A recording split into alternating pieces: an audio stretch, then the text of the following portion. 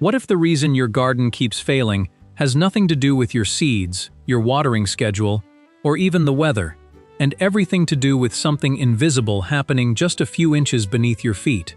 Welcome back to Roots and Garden Secrets, where we help experienced gardeners like you grow with real confidence and real results, no matter your age or energy level.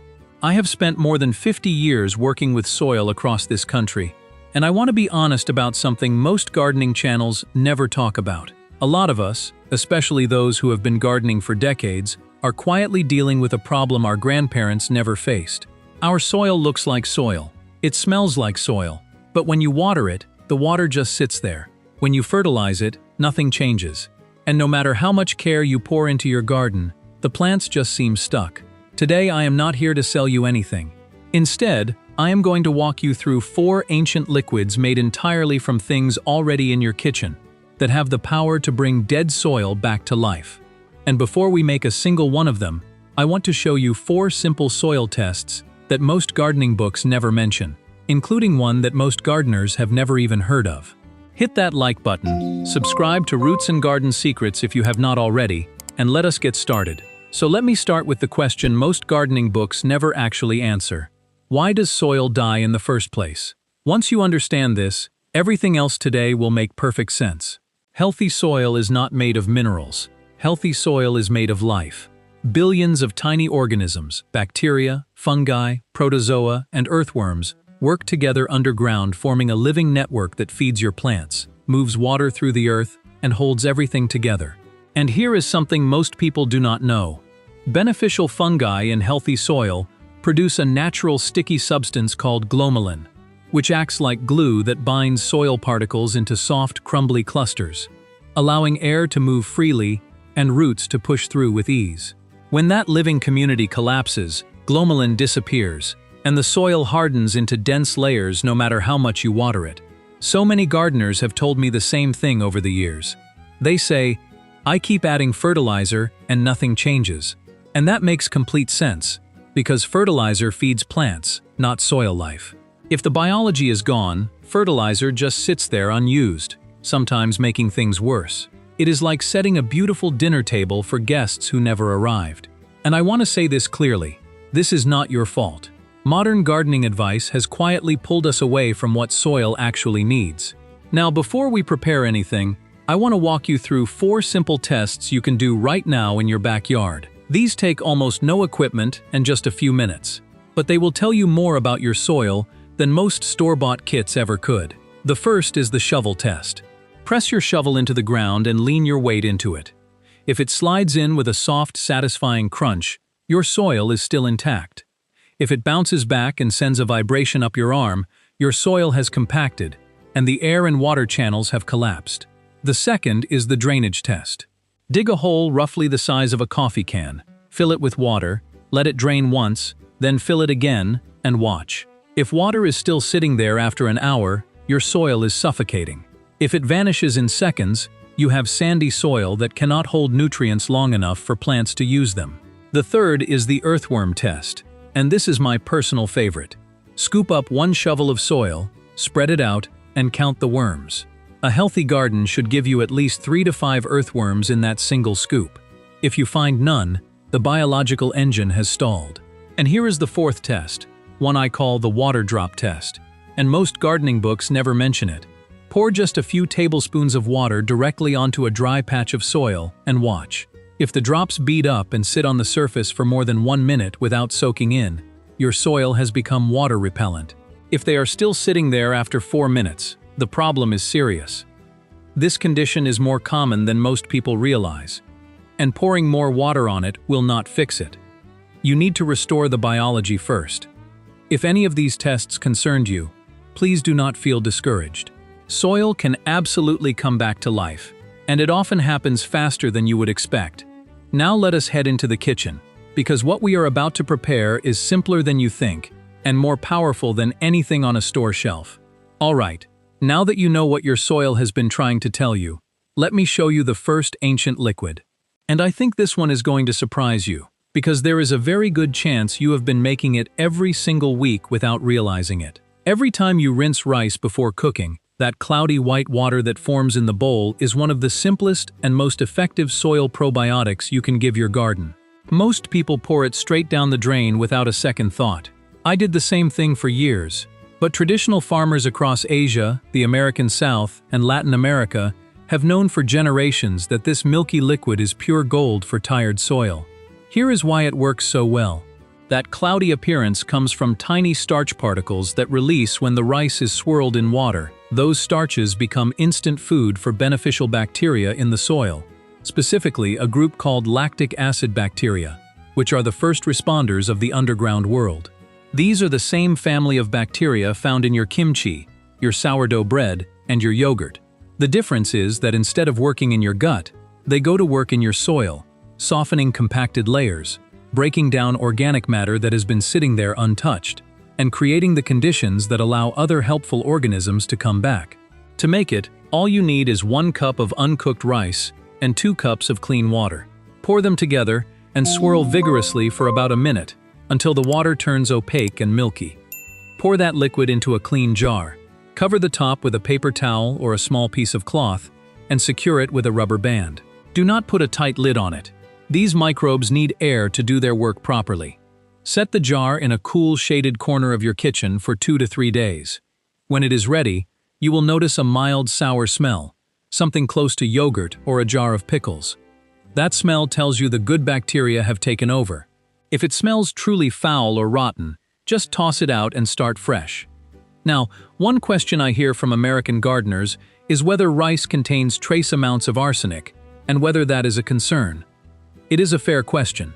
What I can tell you from experience is that healthy soil biology is naturally detoxifying. When you build up a living microbial community underground, it actually helps neutralize contaminants rather than concentrate them. To use your rice wash, simply dilute 1 part of the liquid into 10 parts of clean water and pour it directly at the base of your plants. Do not spray it on the leaves. This is food for the underground world, not the foliage. Within just a few days, many gardeners notice that water begins soaking in more easily, seedlings stand a little taller, and mulch that had been sitting untouched starts to break down naturally. It is a quiet shift, but it is real. Now, once the soil starts waking up, your plants will need something more. They will need guidance. And that brings us to the second ancient liquid, one that works differently from anything else I know. When your plants are yellowing, growing slowly, or just seem stuck even after the soil begins to improve, they are not asking for more fertilizer. They are asking for the natural growth signals that vigorous plants use to thrive. That is exactly what fermented plant juice delivers. The idea behind it is beautifully simple. Fast-growing plants are loaded with natural compounds that tell roots to stretch deeper, stems to grow thicker, and leaves to green up. When you ferment those plants the right way, you capture that living energy and make it available to your struggling garden. Here is a tip that most guides leave out. Harvest your plant material early in the morning before the sun comes up. That is when plants are at their most potent, carrying the highest concentration of growth-promoting compounds. Head out to your yard and gather about 2 pounds of anything that grows aggressively. Stinging nettle, dandelion, clover, grass clippings, vegetable trimmings, even weeds you just pulled. Chop everything into small pieces to open up the plant cells. Then mix it thoroughly with an equal weight of brown sugar until everything looks glossy and slightly damp. The sugar pulls the rich liquid right out of the plant tissue through a process similar to the way salt draws water out of cucumber slices. Pack the mixture loosely into a clean jar, press a small weight on top, cover with a cloth instead of a lid, and set it in a cool, dark corner for 5 to 7 days. When you strain out the dark, concentrated liquid, that is your fermented plant juice. To use it, dilute 1 part into 20 parts of water and apply it to the soil at the base of your plants. Or use it as a gentle foliar spray in the early morning or late afternoon. After you start making this, I promise you will never look at weeds the same way again. They are not the enemy. They are ingredients waiting to be used. Now we have woken the soil with rice wash and given our plants the growth signals they were missing with fermented plant juice. But there is still one more layer of recovery that needs to happen, and this is where things get truly powerful. The third ancient liquid does not just support your garden, it rebuilds the entire living community underground, all at once, in a single application. I am talking about aerated compost tea. And I want to be clear about something right away, because a lot of gardeners confuse this with simply soaking compost in a bucket of water. That is not what we are making here. What we are brewing is a living liquid packed with billions of beneficial microbes that multiply rapidly when given the right conditions, and then go to work the moment they hit your soil. To make it properly, start with clean water that has no chlorine in it. If you are using tap water, just fill your bucket the night before and let it sit uncovered overnight. The chlorine will naturally off-gas by morning. Then take 2 pounds of fully finished compost, the kind that smells rich and earthy, not sour or sharp, and place it inside a breathable bag. An old pillowcase or a paint strainer bag both work perfectly. Hang that bag in the bucket like a giant tea bag. Add 1 tablespoon of unsulfured molasses to the water as food for the microbes. Now here is the step that most people skip, and it is the most important one of all. Place an aquarium air stone connected to a small pump into the bucket and let it run continuously. That steady stream of oxygen is what separates a living brew from a dead one. It keeps the beneficial aerobic bacteria multiplying while preventing harmful organisms from taking hold. Within 24 hours, you will see foam developing on the surface of the water. That foam is one of the most encouraging sights in natural gardening. It means the microbes are alive, active, and ready. Use the tea immediately at that point, because that is when it is at peak potency. Pour it directly at the base of your plants, or apply it as a gentle foliar spray. And if lifting a full 5-gallon bucket is too much on your back or knees, simply scale the recipe down to a 1-gallon jar. Your garden will receive the same benefit, and your body will thank you for it. Now I want to share something with you that most gardening videos leave out entirely. And honestly, once I discovered this, it changed the way I look at breakfast. Every morning when you crack open a few eggs and toss the shells in the trash, you are throwing away one of the most effective natural plant foods available. I am talking about water-soluble calcium made from eggshells, and this is the 4th liquid in our collection today. Here is the thing that surprises most gardeners. Your soil likely already contains calcium.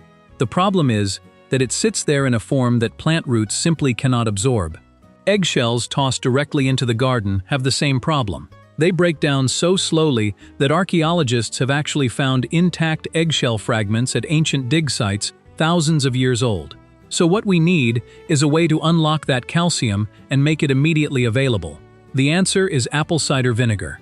When you combine crushed eggshells with vinegar, a simple chemical reaction converts the calcium into a water-soluble form that plants can take up right away. To make it, collect 10 to 12 clean eggshells and bake them at 200 degrees Fahrenheit for about 10 to 15 minutes to dry them out completely. Crush them into a rough powder, place them in a glass jar, and pour organic apple cider vinegar over the top. You will see bubbling begin almost immediately, and that bubbling is a good sign. It means the calcium is being released. Cover the jar loosely with a cloth, never with a tight lid, and set it aside for 1 to 2 weeks until the bubbling completely stops. Then strain out the shells and keep the liquid. To use it, dilute 1 part of this liquid into 500 to 1,000 parts of water and apply it as a foliar spray in the early morning or late afternoon. It works beautifully for tomatoes, peppers, cucumbers, zucchini, squash, lettuce, and broccoli, which happen to be some of the most popular vegetables in American home gardens. The best time to apply it is just before your plants begin to flower, or right as the first blooms open. This is when calcium demand spikes, and when problems like blossom and rot on tomatoes begin to develop. So now let me tie all 4 of these together into a simple seasonal rhythm that you can actually follow without stress.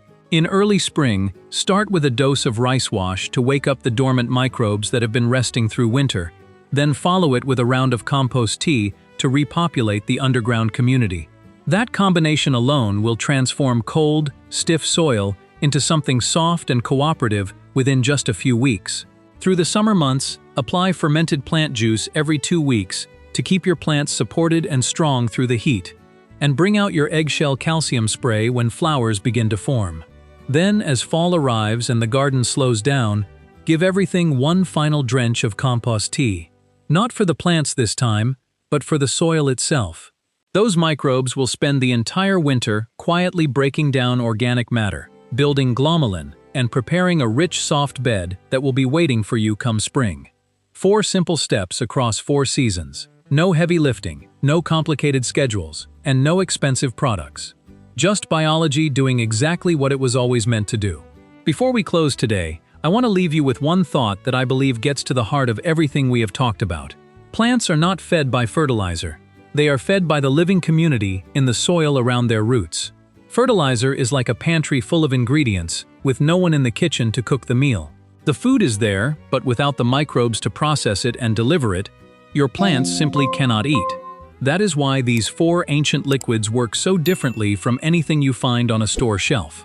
They do not feed the plant directly. They restore the system that feeds the plant. And once that system comes back to life, your soil begins to take care of itself in ways that will genuinely surprise you. Think about what that means for you as a gardener. Imagine a crew working quietly beneath your feet while you rest, while you sit on the porch with your morning coffee, while you sleep. They do not get tired. They do not quit. They just keep building, repairing, and nourishing, season after season. You do not need to do everything at once. Pick one liquid, try it on one bed, or even one struggling plant, and pay attention to what happens. The soil will respond. It always does. It is just waiting for someone to meet it where it is. If something from today's video sparked a new idea or gave you a little more hope for your garden, I would love to hear about it in the comments below. Tell me what you are growing, where you are gardening, and which of these 4 liquids you are going to try first. And if you have not subscribed to Roots and Garden Secrets yet, now is a great time to join us. There is so much more to come. Thank you for being here today. Take it slow, take it gently, and may every season bring your soil a little more life.